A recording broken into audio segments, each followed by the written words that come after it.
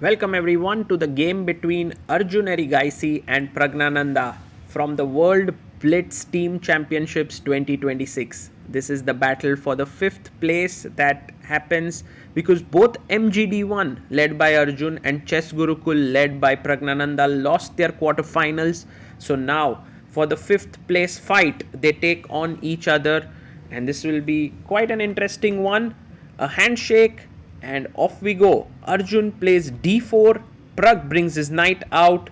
We have the Queen's Gambit decline. No, we have the Bogo Indian, and Arjun goes for NBD2 line and he keeps it simple. The main line is a3 to push the bishop back, but he goes e3 and maybe now he plays here. Bishop takes d2, bishop takes. White has the bishop pair. Black goes queen e7 with the idea of pushing the pawn to put the pawns on dark squares and open up the light squared bishop. Queen comes up to c2 and now e5 played by Prag. The bishop comes on a good square trying to look at this diagonal. White has a huge trump card here, which is the bishop pair, but I believe black is able to neutralize this with, let's say if you take with the bishop, I bring my knight out, and if you put your bishop back, I'll go knight e4 and try to get your bishop. He takes with the knight and Prag quickly plays knight e4 to get the bishop on c3. Even though black will get this bishop, still one could say that white's position is slightly more pleasant because white would like to castle, play on the queen side. It does feel easier to play as white. Prag deciding how to make the position a bit more complex to pose more problems for Arjun. Knight to c6 he plays. And now I guess you can simply castle. The other idea is to, of course, chop off the knight on c6 and change the structure completely. And I believe that also should be playable. For example, knight c6, bc6, but that does allow black to put the bishop on b7 and push c5 to put the bishop on this very nice long diagonal. Arjun taking good solid time in the opening and now castles. So if Prag takes on d4, I can take back with the bishop, but think about this position. I take, you take, and I take, and this is very nice position, I feel. By the way, this is exactly what we discussed has happened.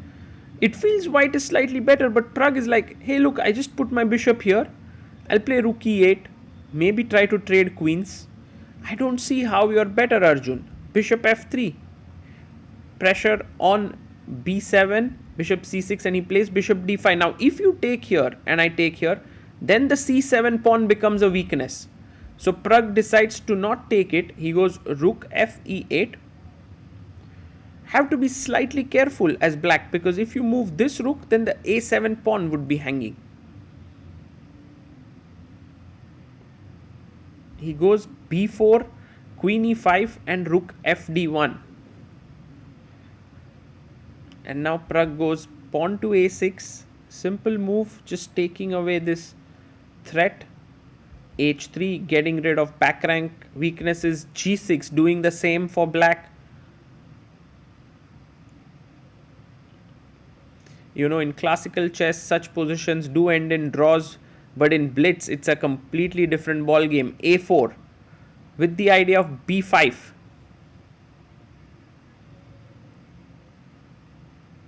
Prag has 30 extra seconds on the clock. He goes king g7. And now b5, I'm not so sure, because the pressure here and the pressure here should give black very good position. So Arjun plays e4. Wow. He's putting the bishop on d5 in a very powerful position, protected by two pawns. Also, like if you take on d4, I'll take back with the rook. There are many ways to play here for black. One of them could be just to take and play rook e5 or rook e7 and bring the other rook. Pragg down to 1 minute 20 seconds. He goes rook e7. He wants to double on the e file.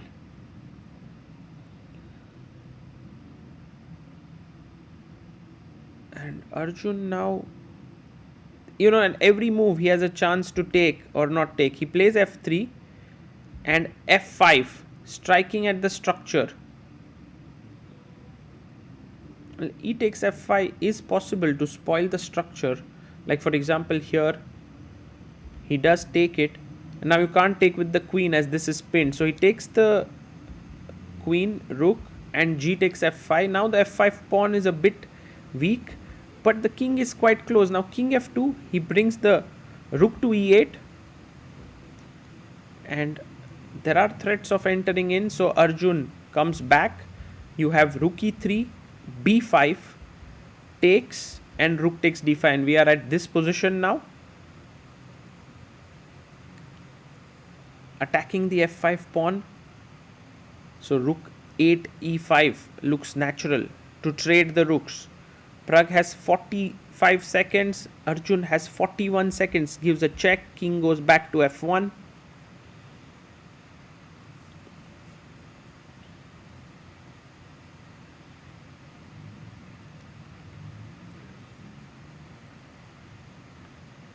And now rook e5 played.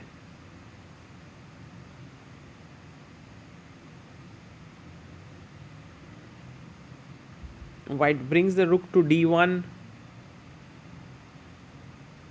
to defend the rook on d5, takes, rook takes d5, and rook to e5 played.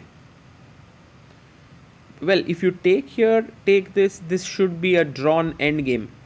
So Arjun, whether he wants to go into a pawn endgame or not is a question. You can see Arjun calculating intensely, Pragg being super focused. f4, and now rook e4 played. He takes the pawn, takes on c4, take on a6, and pushes the pawn to a5. So instead of a pawn endgame, we now see a rook endgame with black having two passers here. This does look very promising for Pragg, because white doesn't have two passers, only one, king f2, but white's king is quite active. I don't know where this is heading. c4, rook check, and maybe king f7. He goes king f7, keeping the king on a good square. Rook h5, attacking this pawn, and Pragg goes back. Oh, it's going to be a draw. King f8.